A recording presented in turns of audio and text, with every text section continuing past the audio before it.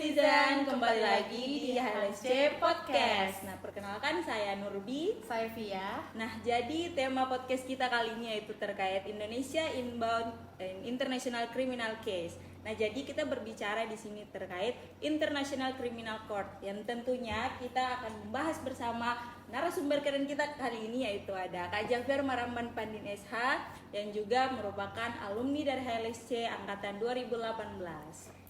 Halo. Halo Kak Fier, apa kabar nih? Baik. Kak, kalau boleh Kak Fier perkenalkan diri lebih lanjut.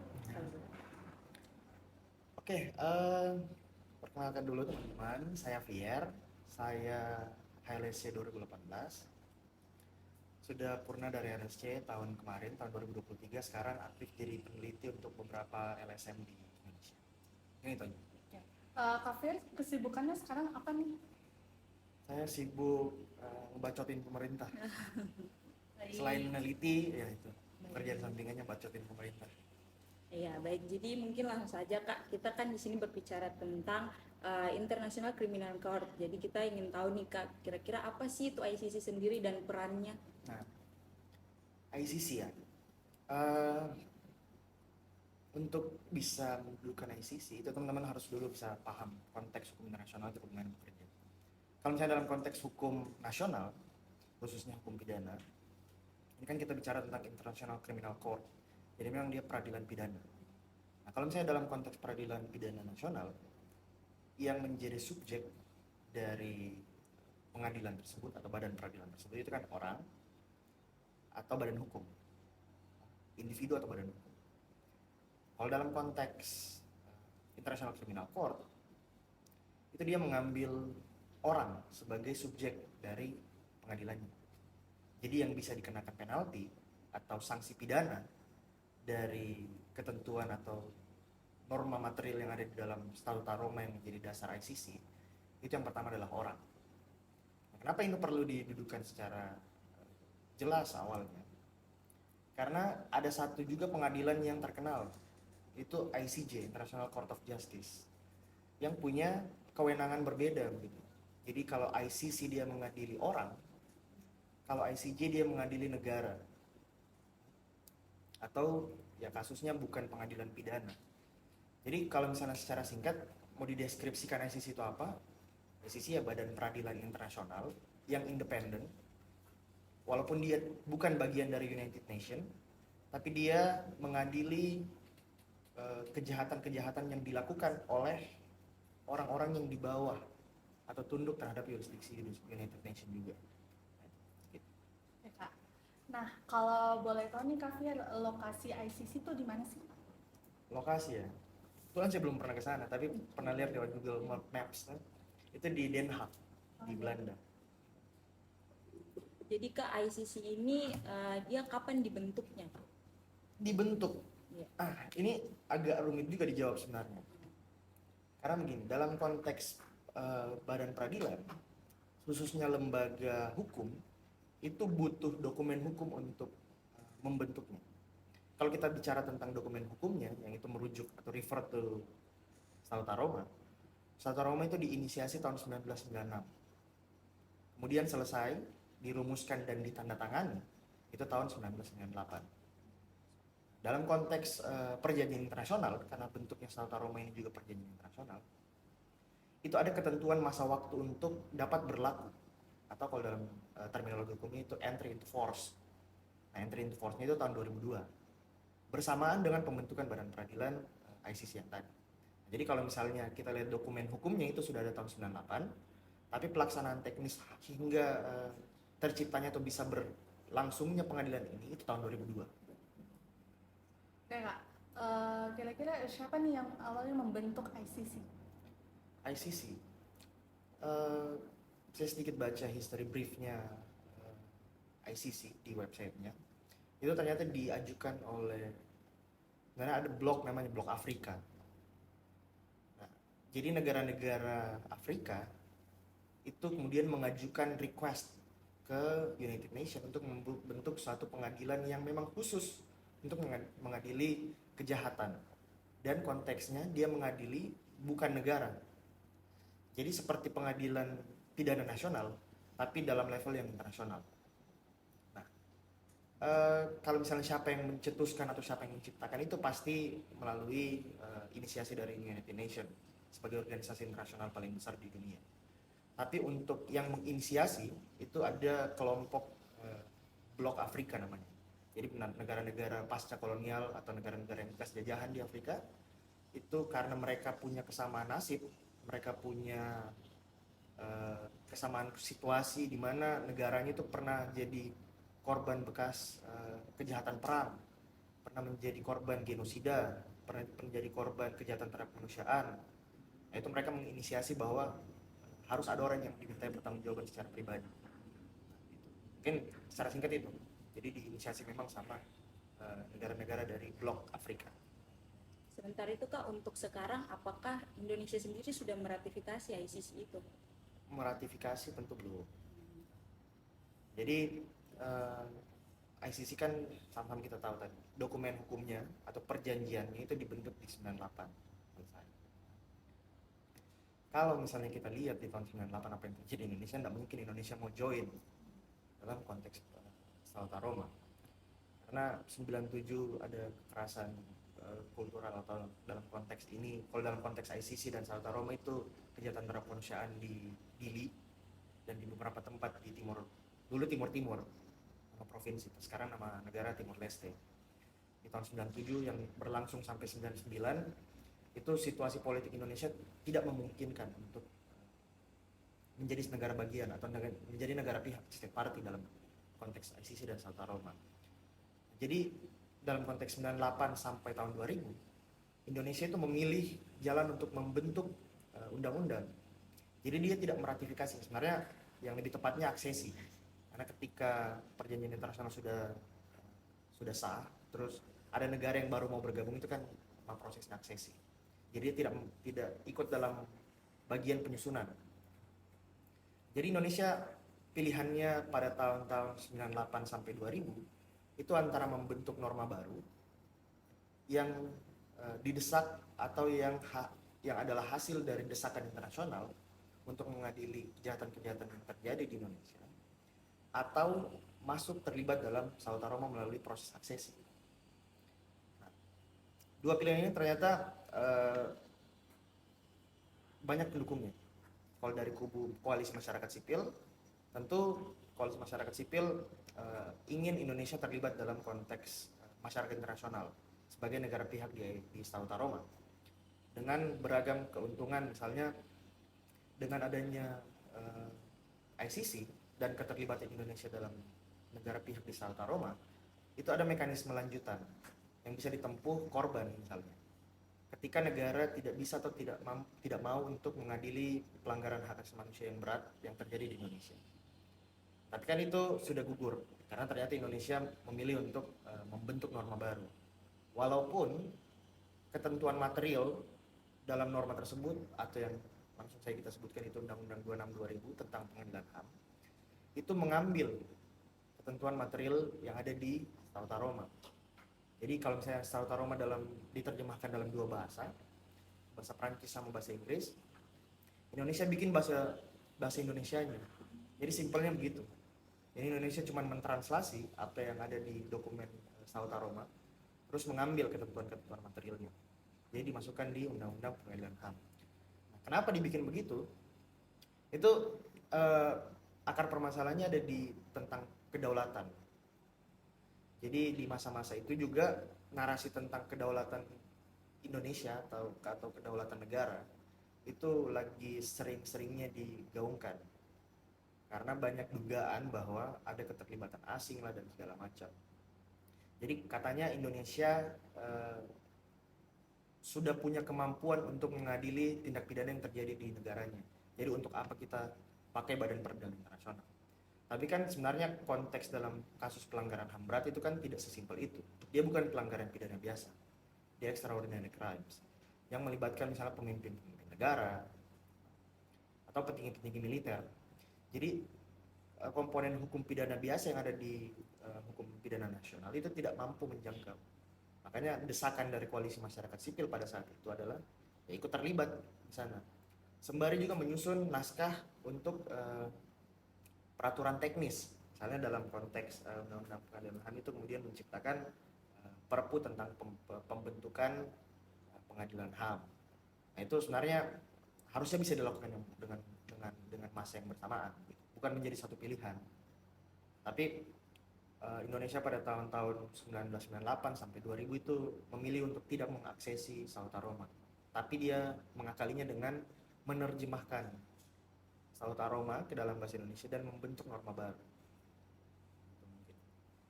Oke Kak, terus nih Kak Fir bisa jelasin nggak kasus apa aja yang bisa diselesaikan oleh ICC dan contoh kasusnya apa aja? Dalam konteks Indonesia, Ya. kalau dalam konteks Indonesia sebenarnya kalau kita masuk di tahun 2000 atau kita terlibat dalam proses ratifikasi dalam pembentukannya, berarti kan kita menjadi negara pihak tahun 98. Semua kejahatan terhadap kemanusiaan, genosida dan juga kejahatan perang yang terjadi setelah 98 itu bisa masuk jurisdiksinya. Tapi kan masalahnya Indonesia sampai sekarang tidak meratifikasi. Dan ada salah satu pasal di Sauta Roma yang sangat menghormati tentang prinsip retroaktivitas. Jadi konsep retroaktivitas kan kalau dalam undang-undang pengadilan HAM itu bilang bahwa hukum ini bisa berlaku surut. Jadi misalnya kalau kita lihat Undang-Undang 26 2000 itu kan disahkan tanggal 20 November tahun 2000. Jadi semua kejahatan yang terjadi juga di sebelum tahun 2000 itu bisa diadili. Kan itu yang melanggari asas legalitas dalam hukum pidana kan. Prinsip retroaktivitas ini ditentang juga di Sauta Roma. Jadi kalau misalnya ditanya, ini kan berarti proyeksi ke depannya. Kalau misalnya Indonesia masuk di tahun 2024, berarti kejahatan yang terjadi setelah 2024 baru bisa diadili, masuk dalam jurisdiksi ICC. Tapi kan permasalahannya sebenarnya ratifikasi atau aksesi terhadap Sauta Roma itu sudah ada di tahun-tahun 2004 sampai 2014, itu di masa pemerintahannya SBY. Jadi SBY itu bikin RANHAM, Rencana Aksi Nasional Hak Asasi Manusia. Itu 2 periode, dia bikin jangka waktunya 5 tahunan. Di RANHAM pertama, Sauta Roma masuk jadi salah satu program unggulan untuk bisa diaksesi menjadi hukum nasional. Tapi ternyata setelah 10 tahun SBY juga tetap tidak ada sampai sekarang bahkan. Dan maksudku melihat konteks pemerintahan Jokowi 14 sampai 24 ini bahkan sama sekali mungkin tidak melek dengan Sauta Roma. Saya tidak tahu, mungkin Jokowi pernah baca Sauta Roma ya? Tapi yang menjadi poinnya adalah kejahatan yang menjadi jurisdiksi dari Sauta Roma itu dan ICC itu kejahatan-kejahatan yang terjadi setelah Sauta Roma diaksesi. Itu memang syaratnya. Nah Kak, yang tadi sudah Kak Fir jelaskan tentang ICJ yang International Court of Justice, kira-kira apa perbedaan dari kedua ini ke ICC sama ICJ? Perbedaannya sebenarnya kalau teman-teman lihat itu jelas. Pertama dari jurisdiksinya. Jurisdiksi ini kan bisa dibagi beberapa. Jurisdiksi temporis, jurisdiksi rasional, jurisdiksi personal, dan jurisdiksi material. Dari keempat ini ICC dan ICJ itu punya perbedaan. Saya dari jurisdiksi temporis. Kalau kita lihat jurisdiksi temporis dari ICJ itu dia sudah established dari tahun 1945 karena dia dokumen hukumnya itu ada di UN Charter. Jadi bersamaan dengan adanya UN Charter itu ICJ juga sudah bisa practicing atau bekerja begitu. Terus terhadap jurisdiksi personalnya yang tadi saya bilang perbedaan ICC ICJ itu pada subjek hukumnya. Subjek hukum yang dikenal dalam ICJ itu negara. Jadi ICJ dilihat sebagai badan peradilan untuk mengadili dispute atau sengketa antar negara. Jadi bukan sengketa antar pihak, antar apa, tapi antar negara.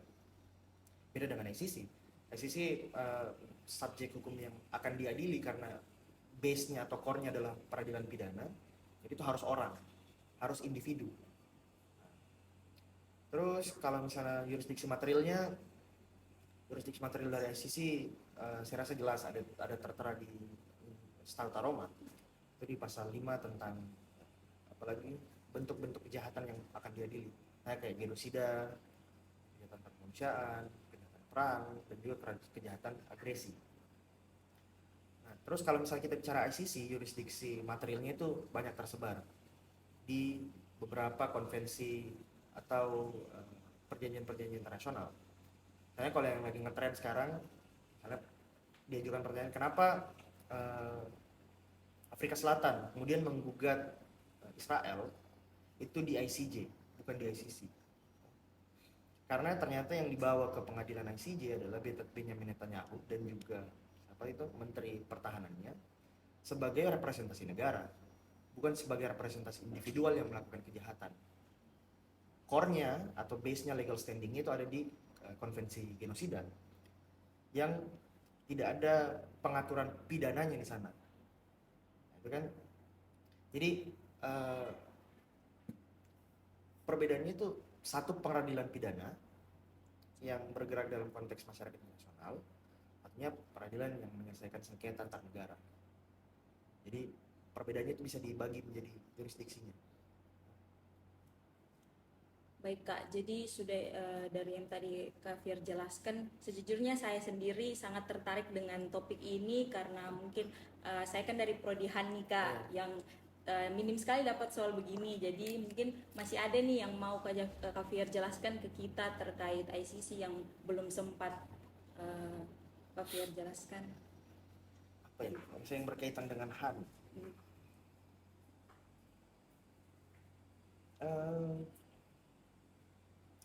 Oh iya, kan tadi di pembentukan undang-undang pengadilan HAM itu kan terjadi pilihan antara kita mau aksesi Statuta Roma dan yurisdiksi dari ICC itu berlaku juga di Indonesia atau membentuk peradilan sendiri. Dalam konteks ini, misalnya kita lihat, sebenarnya terminologi pengadilan HAM dalam undang-undang pengadilan HAM itu bermasalah.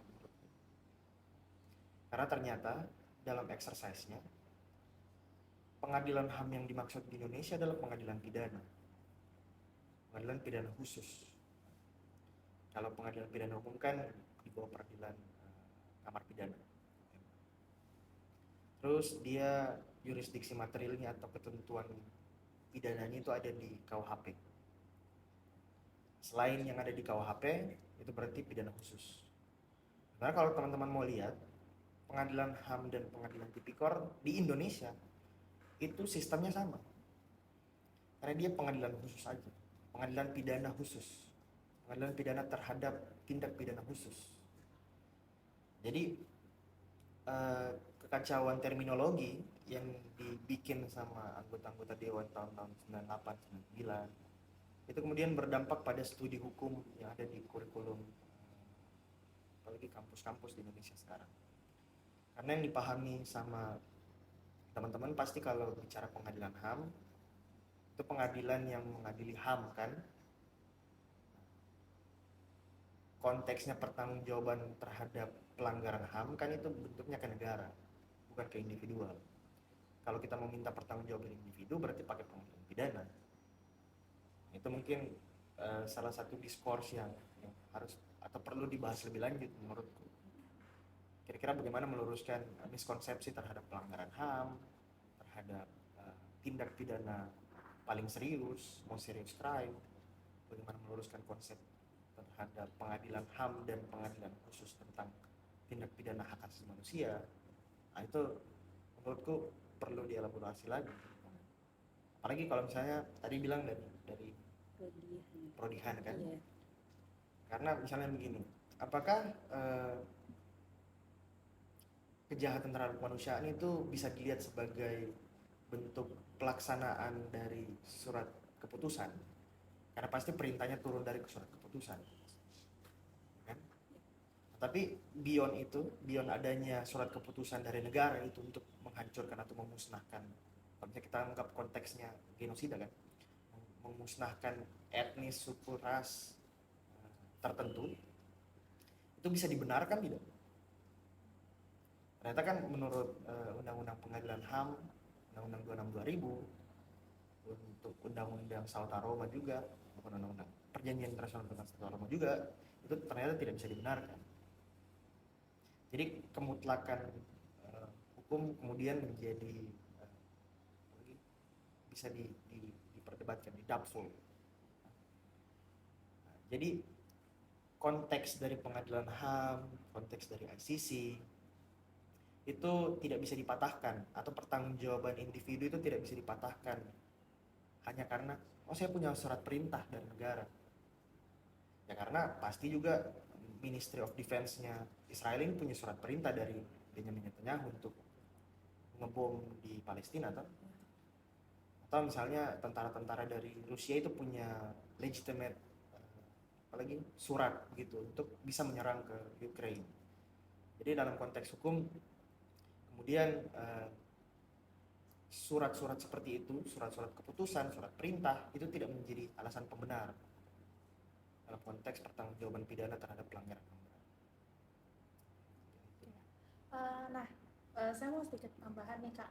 Menurut Kak Fir, apa dampak yang diharapkan dari keputusan yang diambil oleh ICC terhadap keadilan internasional? Dampaknya ya pasti sebagaimana dampak yang diharapkan dari pemidanaan. Kan kalau misalnya pakai paradigma yang kuno itu kan retributif, berarti ada dampak psikologis terhadap masyarakat untuk merasa jera dengan melihat misalnya ada seseorang yang dipidana karena melakukan tindakan ABC.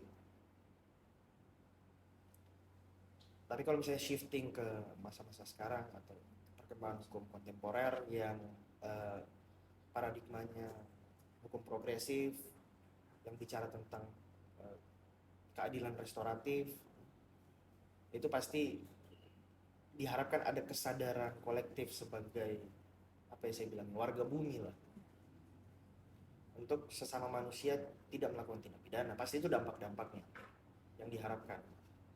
Karena sekecil apapun bentuk pemidanaan dalam konteks hukum pidana nasional dan internasional pasti itu merendahkan martabat manusia. Karena memang kontradiktifnya ada di situ, pertentangannya ada di situ. Apakah mau merendahkan martabat manusia untuk memberikan pelajaran ke orang lain atau menimbulkan kesadaran itu.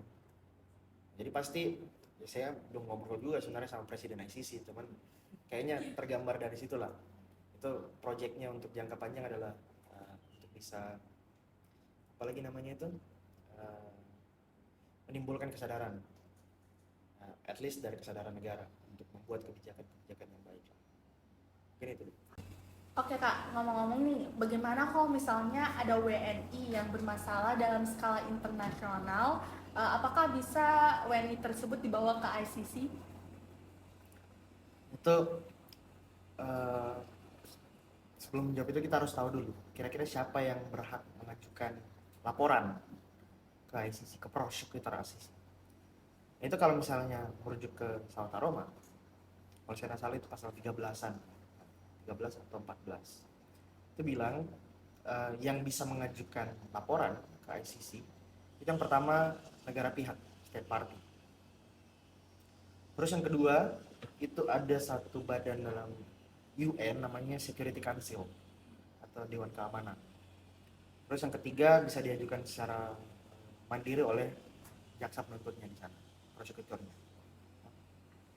Nah, jadi kalau dalam konteks ini dilihat dulu siapa yang mengajukan, apakah dia eligible untuk mengajukan, dan yang kedua baru kita bicara tentang status dari orang yang akan diduga melakukan tindak pidana tersebut.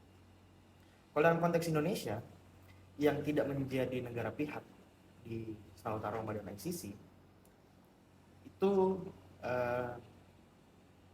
menurut saya bisa dilakukan, tapi dengan beberapa syarat.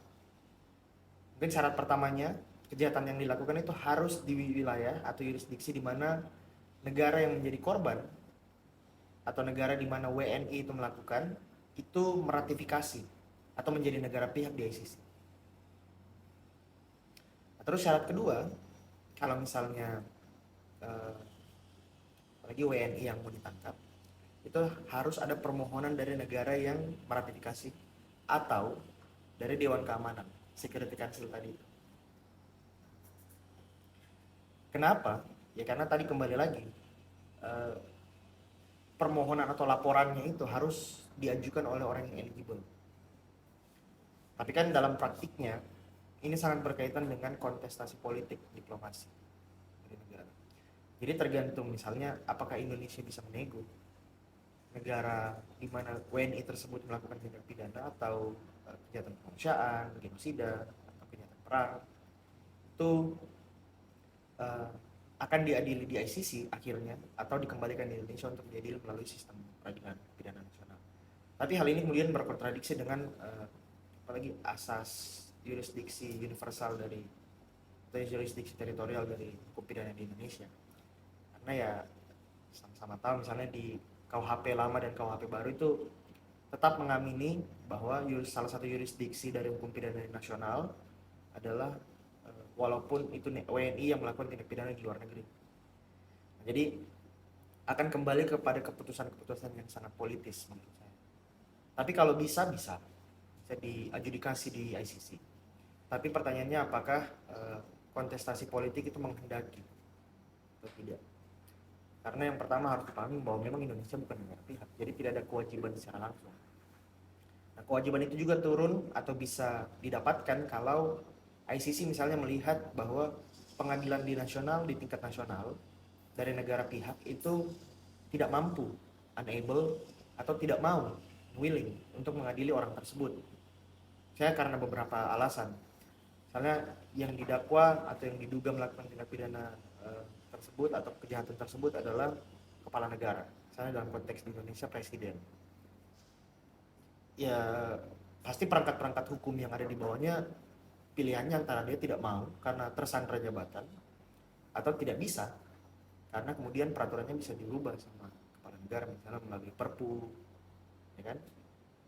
Nah, jadi itu ada syarat-syarat dan kondisi tertentu di mana pelaku dari kejahatan tersebut itu bisa ditarik ke ICC atau diselesaikan melalui mekanisme pengadilan nasional. Nah, mungkin kalau konteks menjawab pertanyaannya seperti itu. Nah, teman-teman itu penjelasan tentang ICC oleh narasumber kita hari ini. Terima kasih Kak Fian atas waktu dan insight-nya. Oke teman-teman, see you di next episode. HSC, keep loyal and justice for all.